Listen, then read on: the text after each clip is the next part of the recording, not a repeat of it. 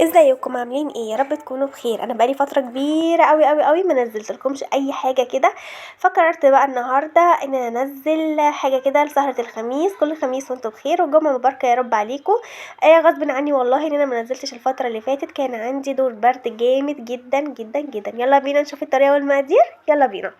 معانا 4 بيضات، ربع كوبايه زيت، معانا كوبايه دقيق، معلقه بيكنج باودر، ومعانا كوبايه الا ربع سكر ناعم. طبعا نخلينه وقاسمينه على البولتين، لان بوله هنحط فيها البياض وبوله هنحط فيها الصفار. وهنا انا بعمل ايه؟ انا بنخل الدقيق كويس جدا عشان الكيكه ما تبقاش مكتومه او السبونج بتاعي ما يبقاش مكتوم. وهنا حطيت معاها معلقه البيكنج باودر عشان انخلها مع الدقيق، وبفضل اعمل كده. الحركه دي طبعا متعودين عليها لكل المتابعين والمشتركين حبايبي اللي منورين القناه بتاعتي. ولو اول مره بتشوفوا القناه بتاعتي يا ريت تنوروني بالاشتراك واللايك الجميل بتاعكم. هنا هنعمل ايه؟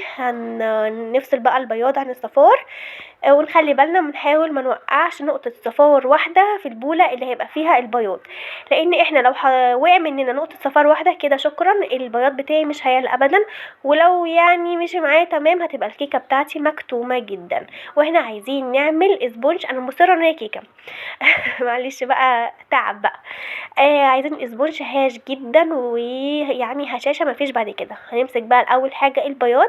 اول حاجه نضرب البياض كويس جدا لمده ربع ساعه بالظبط، ربع ساعه بالظبط، لحد ما يمسك كده معانا ويبقى شكله لطيف كده وظريف وباين عليه زي الكريم جانتيه بس ماسك نفسه قوي يعني. زي ما انتم شايفين كده نفضل نضرب نضرب نضرب. وطبعا حطينا فانيليا عليه اساسي وشويه، وهنحط عليه شويه خل عشان الزفاره. شايفين ازاي البياض مسك جامد جدا؟ ننزل بالبياض على الصفار عادي مفيش اي مشكله، يعني المضرب يبقى مكانه بياض ينزل في الصفار عادي خالص مفيش اي مشكله. لكن المشكله الكبيره لو مسكتي الصفار ونزلتيه على البياض، البياض عمره ما هيعلى معاكي ابدا ابدا.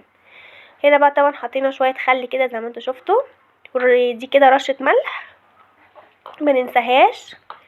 زي ما انتم شايفين نفضل بصوا نضرب في الصفار كده لحد ما يبقى قوامه شبه قوام الكيك بالظبط، يعني قوام الصفار لوحده مع السكر يبقى شبه قوام الكيك بالظبط. دي كلها يعني اساسيات وخطوات هنمشي عليها عشان الاسبونج البيتي يطلع معانا احلى اسبونج في الدنيا واحلى حاجه في الدنيا وهشاشه مفيش بعد كده. انا هعملها في صينيه الطول 24 والعرض 18. دي الصينيه تاخد كوبايه دقيق، دي اللي انا كنت بشكر فيها جدا ان انا متعوده احط فيها كوبايه الدقيق بتاعتي، وتطلع معايا 3 رقات تحفه. لو هتتعمل تورتايه تطلع 3 رقات تحفه تحفه تحفه. هنا هفضل برضو امسك الدقيق كده قبل ما انزله تاني على البياض والصفار. انا نزلت بقى هنا خلاص الخطوه اللي فاتت دي، نزلت البياض على الصفار بعد طبعا ما اتضرب كويس جدا والصفار اتضرب كويس جدا. لازم الاتنين يضربوا كويس جدا وبعد كده ننزلهم على بعض كده وندخلهم كده في بعض، وندخل كده المكونين في بعض زي ما انتم شايفين. تمام. وننزل بقى ايه بالدقيق واحده واحده. وقبل ما ننزل بالدقيق على الخليط الممتاز دوت عملنا ايه؟ نزلنا بالدقيق رشه رشه كده، رشه رشه، ما نزلناش مره واحده عشان ما يعني دي ما يبقاش تقيل قوي كده على العجينه وبتيجي تلفي كده تحسي ان انت دخلتي في حته تانية خالص، ان انت كده بتعجني بقى ومش ان انت يعني سبونج كده وبتدخليه في بعض واحده واحده. لا بلاش، ننزل بالدقيق واحده واحده، هيبقى عامل معاكي زي ما تكوني شويه ميه ونزلت عليهم بدقيق. فبلاش، لا واحده واحده وننزل بالدقيق بتاعنا.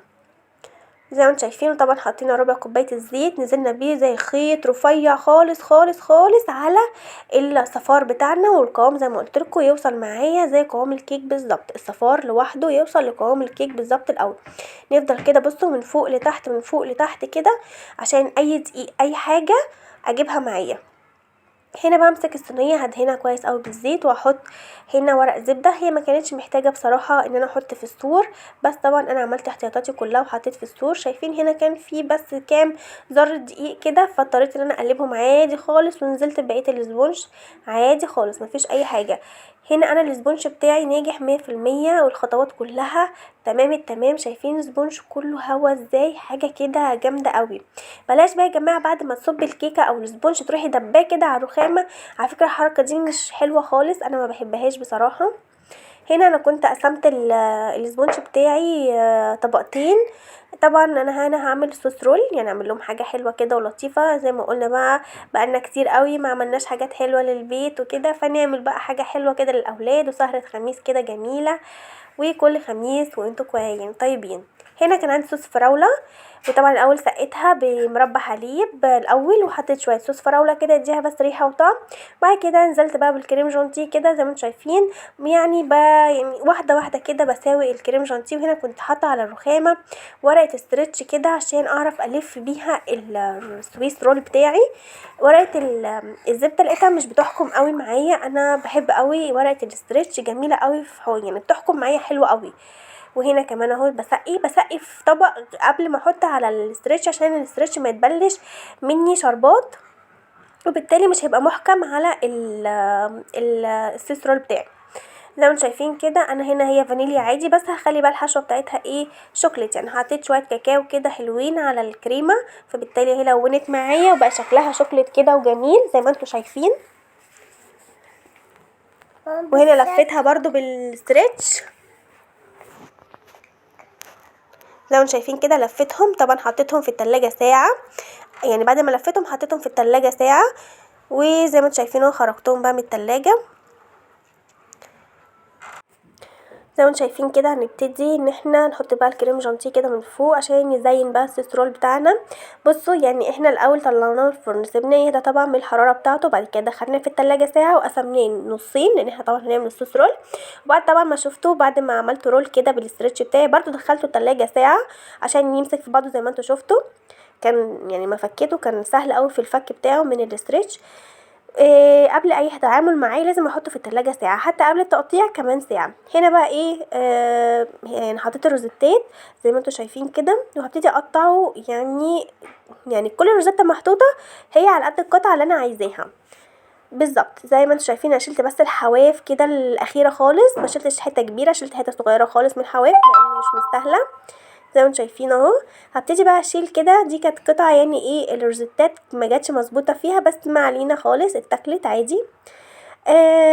زي ما انتم شايفين اهو انا بحط كده كل قطعه جاتوه على الورق الكب كيك، جميل قوي. ولو هتطلعيه شغل هيبقى شكله جميل يعني جدا، حاجه جميله وحاجه نظيفه، دي كده نظافه لشغلك واسم جامد جدا ليكي. الحاجه ما بتطلعش غير نظيفه جميله، يعني مكلفاها في الحاجه اللي انت حطاها فيها، سواء بقى يعني في التزيين في الحشو من جوه. انا بصراحه المره دي يعني ما حبيتش ان انا احشي، خليتها زي ما هي كده. انا ما حشيتش بس غير الفانيليا، حطيت عليها شويه فراوله، صوص فراوله زي ما انتم شايفين كده. يعني انا كده قدامي 10 قطع جاتوه تمام، انا عملتهم من كوبايه دقيق واحده واربع بيضات، يعني سهره خميس اهو من غير اي تكلفه عاليه خالص، من غير اي تكلفه عاليه فعلا. مش لازم عشان الم الاولاد ده جنبي واعمل حاجه حلوه اكلف نفسي فلوس كتير. من ابسط حاجه عملنا 10 قطع جاتوه. يا رب تكون الحلقه عجبتكم، ما تنسونيش في اللايك. سلام.